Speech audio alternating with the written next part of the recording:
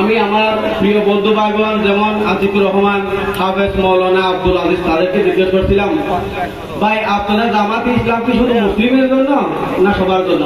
বলছে না, এটা সবার জন্য উন্মুক্ত। সবে যে যে ধর্ম পালন করে না কেন আপনারা সবসময় কি করবেন, ধর্মের প্রতি অনুসারী থাকতে হবে, তাহলে আমরা আছি। তো আমরা বলতে চাই, যেখানে পরিবেশ সুন্দর, যেখানে ধর্মের প্রতি অনুরাগী আপনারা হবেন, সেখানে আমরাও আছি।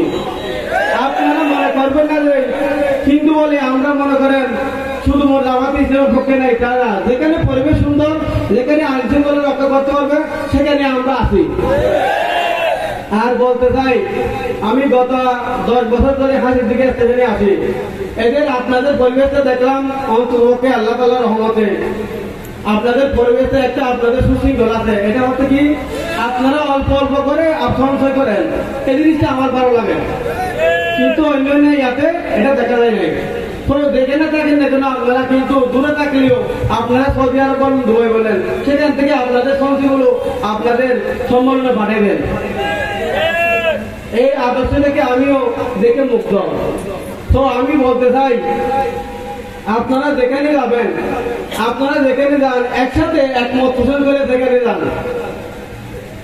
এজন্য আমি আমাদের সাইরাকালী জলদাসপাড়া থেকে আমিও আপনাদের সম্মেলনে একমত পোষণ করে আপনাদের এই জলদাস সম্প্রদায়ের পক্ষ থেকে আমি আবারও ধন্যবাদ দিয়ে আমার বক্তব্য এখানে শেষ করছি। নমস্কার।